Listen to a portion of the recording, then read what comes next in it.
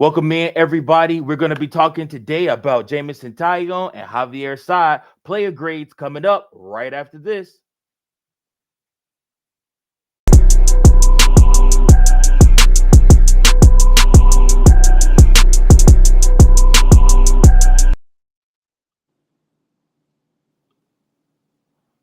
You are tuned in to the number one voice of the Chicago Cubs fans. This is Chicago Cubs Central. Fans, we want your voice to be heard here. We appreciate you guys for tuning in. Again, I am your host, Mike Jones. Once again, it was so nice the first time. I brought him back twice. My man Coach is back again for another episode with me. We're gonna be talking some pitchers this time, which Coach, correct me if I'm wrong, you are a former pitcher yourself, correct? Yes, sir, I am. Senior year of college, they transitioned me to a pitcher for a couple of games, so I am familiar with pitching. There you go. There you go. Well, we're going to be talking about some Cubs pitchers today that didn't necessarily make the cut, I think, in my eyes, but Coach might have to end up setting me straight on my outlook of how these two pitchers did this season. The first one I want to start with is Jameson Tallion. He did pitch for the Cubs this season, 2024. He was the fourth guy in the rotation this season. He put up a 12-8 record, an ERA of 3.27. He had 125 strikeouts, and he had a whip of 1.13 this season. Coach, when you hear those numbers, what do you think about Jameson Tallion's season? Honestly, not bad. Not too bad. If you look at that ERA and that whip, if you had to guess, where do you think those two rank among pitchers of all over MLB? Where do you think they would rank? Ooh, I mean, I would say what? Probably in like the top 20%. Pretty much, yeah. So 3.27 ERA, that was 16th best in the Wow, MLB. okay. All right. His whip 1.13, 20th best. So Yep. those are pretty good. The record doesn't speak for itself. What isn't the best were his strikeouts. He was only 125 strikeouts. That's 83rd in the league. So that's not where he usually is. He usually is that strikeout pitcher. So that's where he kind of went, I shouldn't say south, but why it wasn't the best year that he could have had. I thought he pitched very well, especially towards the end of the season.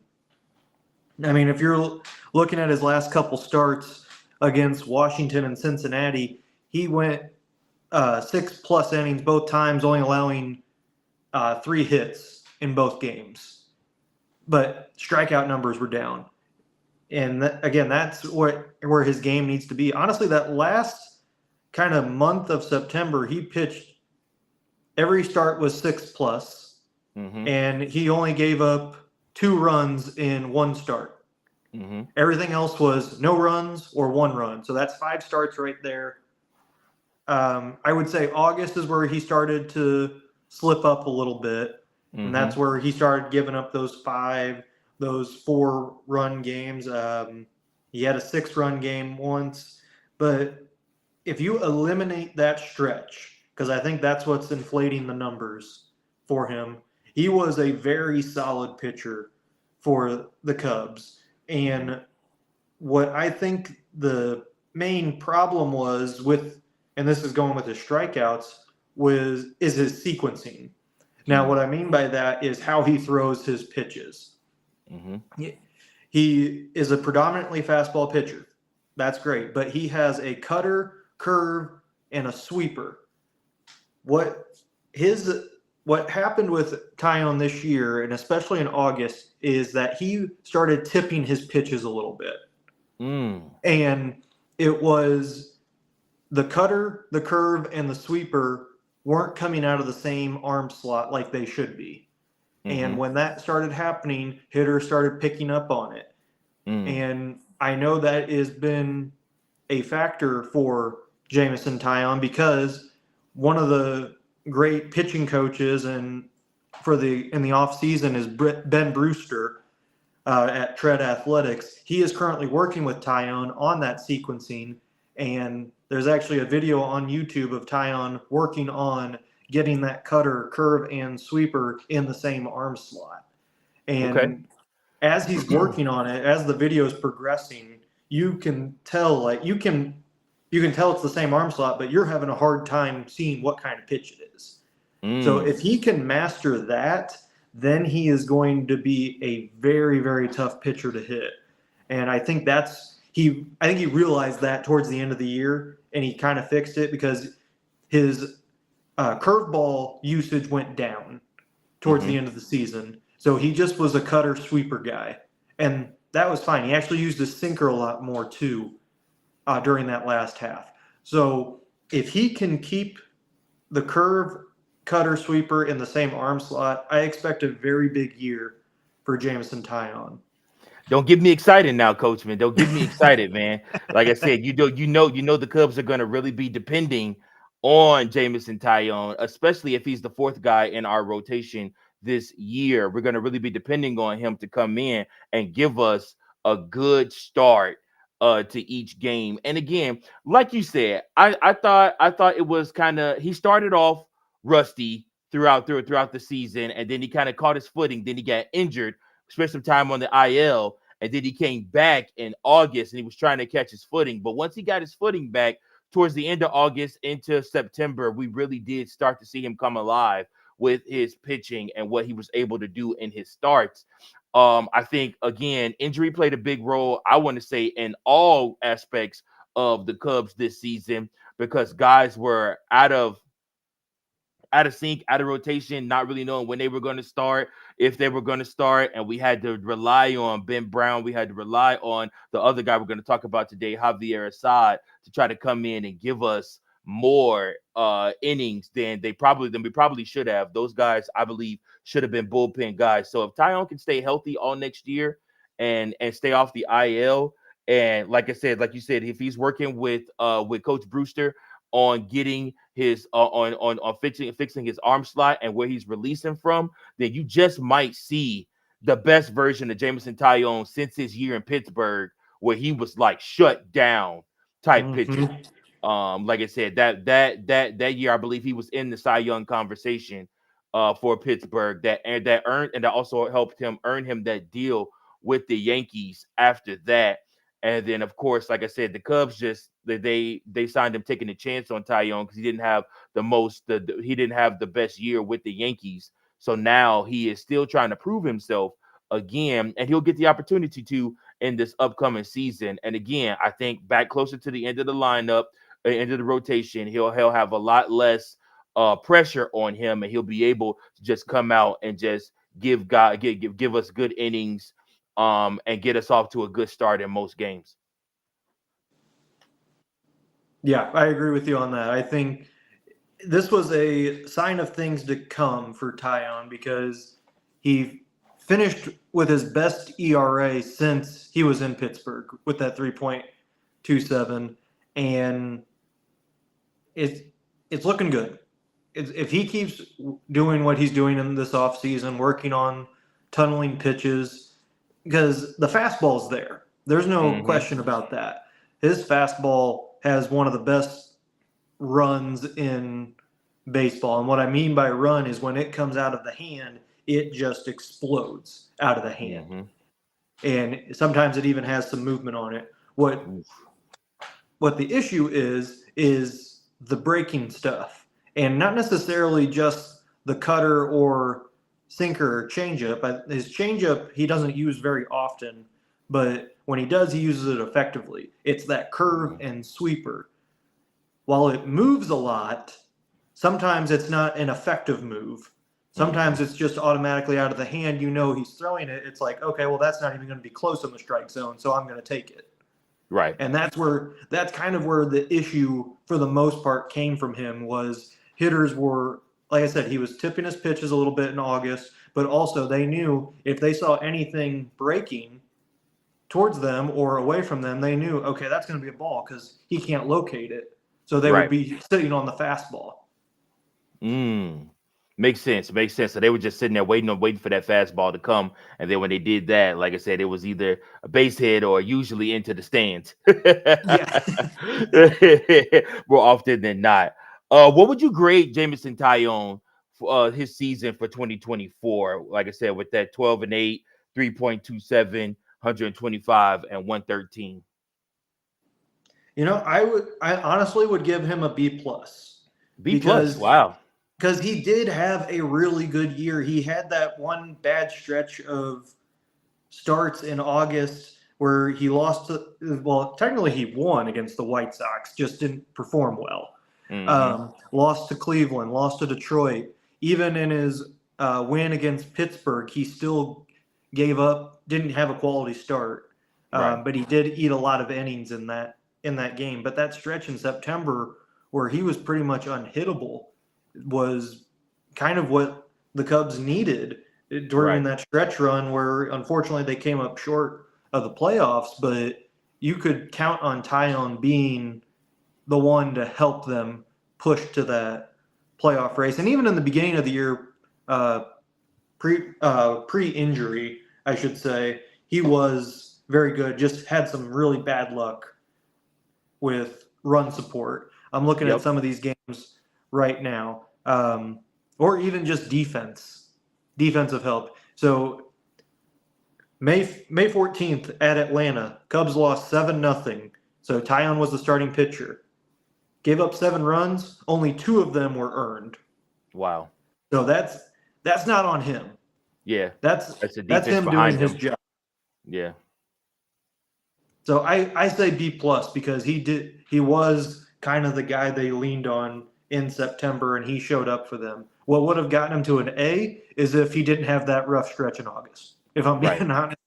But hey, if he didn't have that rough stretch in August, we're probably potentially talking about the Cubs being a playoff team. I mean, like I True, said, I very mean true. that's kind of where I'm at with it. I only gave one B plus, I think, and I think that was Shota Imanaga. I'm a little bit rougher on the grades than you are. I'm gonna go ahead and give Tyone a C plus grade for the year. Okay. Like I said, like I said, injuries I know held him back a little bit, and I also know that he struggled.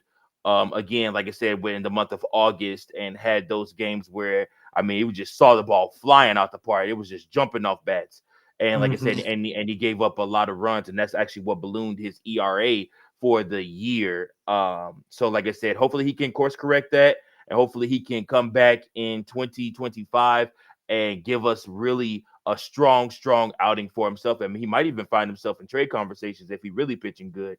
Like I said, the Cubs are still not in the playoff race, so I mean, we'll see what happens with that. But moving along, we also want to cover one Javier Assad. Javier Assad had gave us a win loss record of 7-6. He had an ERA of 3.73. He had 124 strikeouts, and he had a WHIP of 1.40. What comes to your mind when you see Javier Assad's stats, Coachman? Main thing that sticks out to me is mainly his pitch count in every single start. Yeah. And what I mean by that is he did not have enough quality starts for the Hmm. Cubs. So with Assad, he's more of that. He's the back end of the bull, or I shouldn't say bullpen, the rotation, Hmm. and about 50% of the time, your starting pitcher is going to have to be the one to eat innings, especially if you had a extra inning game before, or say the starting pitcher beforehand just had a rough game and your Right. bullpen attacks. So you have to make sure that guys in your rotation are willing and are able to go that extra mile for your team if you come into that situation. Hmm. Assad, I'm looking at his numbers right now, started in 29 games this year. So started 29 games. I want you to guess here, Mike, how many of those games did he get through 6 innings? Oh man, probably like two or three, It's higher. He 6 games. He six got through games. 6 innings. Okay, okay. Now, How many games do you think he got through 7 innings? Ooh, that's definitely 2 or 3. One. One game he got to 7 innings. Good gosh. Wow. One game, and that was against Miami on August 25th, which he actually lost that game. Mm. So that's the big thing for Assad, is that his pitch count always skyrockets early. And what I mean by that is in the first inning is always where he seems to have trouble. I'm looking at Right. it right now. In the first inning, he has a 4.66 ERA. Wow. So that means he's pretty much giving up 5 runs in the first inning. Yep. I would even say his 6th inning is worse, but that's a very small sample size. Right, because So he's not really there. Exactly. He's only there 6 times. But first inning is a good one because that's where he has his most walks, but he also has his most strikeouts, which I find interesting. And looking at, so I'm on Baseball Savant right now, where it really breaks down the analytical side of everything baseball, but For in a sure. more informative way, not a teaching way, as Sure. the game of baseball has been going, unfortunately. Hassad's best pitch is his sinker. He threw that the most all year. Mhm. And when you look at his zone, like his hot zone of where he needs to locate his pitches, where he gets the most outs, it is Mhm. with that sinker on the, if you're a right-handed batter, inner half, to the left-handed hitter, outer half. Mm. So if you picture the strike zone like this, you want it right here. Right. The problem is he was very inconsistent with locating it. So instead of when he was here, it was perfect. But about 70% of the time, it was up in this area. Mm. And if you throw a sinker up in the zone, that is pretty much a hanging fastball. Watch that fly. That's going Exactly. far.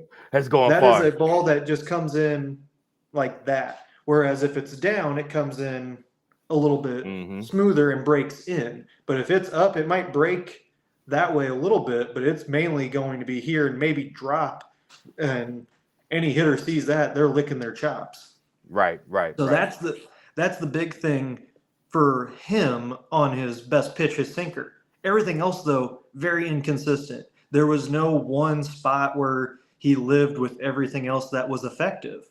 Mhm. So that shows me he's wild, and he doesn't have a secondary out pitch. And what I mean by that is every pitcher has an out pitch. And that means if you have a 3-2 count or a 2-strike count, you have that pitch that you want to throw that you know is going to be money. That's his sinker. And Mhm. rightfully so, because it is one of the best sinkers in the league. But he has no number 2. So let's say the sinker's not working that day. What do you go with? Do you go with your cutter? Do you go with the fastball? If you do, where is it going to go? And so that's where I would say his cutter is his next best pitch, but it's so inconsistent location wise. He doesn't have a set location for it. If you're looking for a cutter, you're looking probably a little more up in the zone, and if to a lefty going in on them, and even the same thing with a righty, you could get away with going in or even going away with the cutter. But the lefty's the kind of the trickier one. You almost want to handcuff them when you throw that cutter inside. Mhm. But with Assad, he does not have a consistent zone for that cutter. He does with his sinker, which is why it's so effective, but there's nothing else. So that's what I think Assad needs to work on for next year, is limiting his pitch count for sure to get deeper into games, but also find that second out pitch. Don't Right. let it be the sinker, because again, teams are going to pick up on that so quickly. And they did towards the middle of the year and towards the end of the year. They realized, okay, his sinker is his best pitch. So if it's low and away, like 2 strikes, we know it's going to be right there. We're going to just foul it off, or at least try and drive it the other way. Right. Whereas anything else, they'll be like, okay, well, let's just wait for it. Because that's what at my current job, I am at where I coach right now. I am the hitting coach, and if we Mm-hmm. see a pitcher that only has one out pitch, we are ignoring that pitch and we're focusing on everything else because we Mm-hmm. know, okay, that's their best pitch. We're not going to let's try and beat them before they get to that pitch. Right. If that makes sense. No, absolutely. If yeah, you if because if they're gonna throw something else before that that they may not be as confident in, then like I said, that you can eat that up because they're more liable to make a mistake in that form of regard instead of letting them get to their surefire good pitch that you know is like their ending pitch, their strikeout pitch. So yeah, I think teams read the scouting report on Javier Assad and it was always attack early and often. Like I said, get him before he can try to get you with that sinker. And like I said, and like you said, to that extent, if that sinker wasn't going that day, it was going to be a long day, and he wasn't going to give you very many innings. I mean, it was going to be one of those things. It almost started to feel like they started, like they like Craig Counsell in 2024 kept starting Javier Assad, but then Kyle Hendricks when he moved to the bullpen and Drew Smiley were the guys that would come in on the back end of that and pitch 3-4 innings after that because he could only give you 3 to 4 innings himself. So like I said, I watched a lot of what Javier Assad did during the season, and for me, what I could say is I just felt he was laboring. I felt him laboring more often than not. It was like just grinding out, trying to get through the innings and trying to figure out how he can just get guys out, how he can get outs. And again, to your point, a lot of that was because he did not have that finish, that second pitch, that second go to, where like if guys are picking up on the sinker, then like I said, I mean, where else can he go? Where else can he do after that? I mean, his velocity wasn't crazy either. So I think like he going like just overpower you and strike you out with something triple digits, either. So again, we just found ourselves in the issue with Javier Assad where he had to end up getting crafty during the season to get out. Like he really had to mix his pitches up. There was no consistency. He had to mix his pitches up and try to figure guys out while he's on the mound of how he's going to get these guys out. And I think a lot of that had to do with who was behind the plate calling for him. And then also, like I said, just his inability to have that second pitch, that go to that he knew for sure, like, okay, once I throw this, it's over with. Yeah, and one more quick stat on Assad, talking about his fastball. So a sinker is technically a fastball. The run, the run that his sinker has, meaning movement wise, Mm-hmm. was 88% out of 100. That's Mm-hmm. really really good. So that means that is a nasty sinker that has some really good run. His breaking stuff though had a 42% run, which means that is sometimes it's good and then sometimes it's really bad. Right. And with Assad, it was always in between. It was either the breaking stuff is working and it's Or it getting called wasn't. for a strike, or it's way out of the zone, or it's not breaking at all. Mm-hmm. And that showed because with his breaking ball, with his curveball, and even his sweeper, he only got a strike with these two pitches combined. They were only in the strike zone for about 32% of the time all Wow. year. Wow. That's not good. No, Teams not at pick up all. on that real quick. Very Changeup was quickly. changeup was worse, 31% of Wow. the time it was a strike. So that means teams know if you throw a breaking ball, unless it's a hanger, I'm going to take it because I Mm-hmm. know it's not going to be a strike. Very similar to what we just talked about with Tyone. Yep. Yep. So these are definitely some things that hopefully Javier Assad, I don't know if you are watching the show or not, but coach just gave you the blueprint. And as a matter of fact, Jameson Tallion he gave you the blueprint too on what you need to work on this off season so that you guys can get better and better for the Cubs for the coming season. That's our time for today. Once again, I want to thank Coach. Thanks for coming out, Oh, brother. hang And on. for Well, timeout, Mike. We didn't give a grade for Assad. I'm rushing. I'm rushing. My bad. Javier Assad, what would you grade him?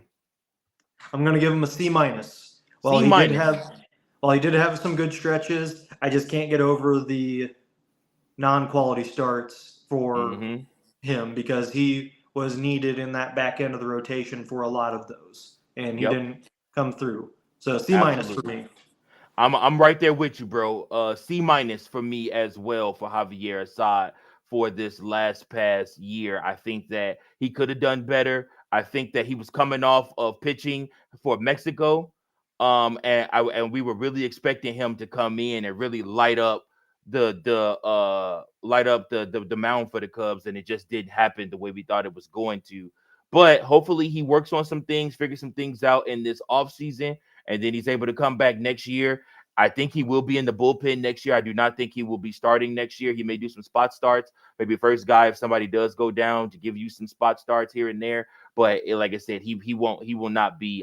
I believe he will not be in the Cubs starting rotation come the start of the next season. But we will see. However, that is our time for today. Guys, I appreciate you. If you've made it to the end of this video, I need you to like, comment, and share with us on this video. If you learned something, let me know below what you learned from Coachman because he's teaching us all out here at baseball.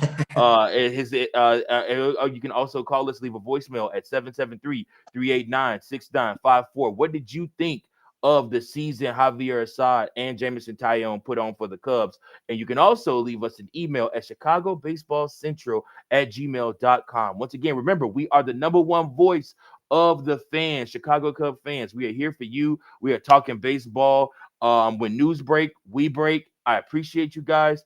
Coach, I appreciate you. Until next time, brother. Yes, thank you, Mike.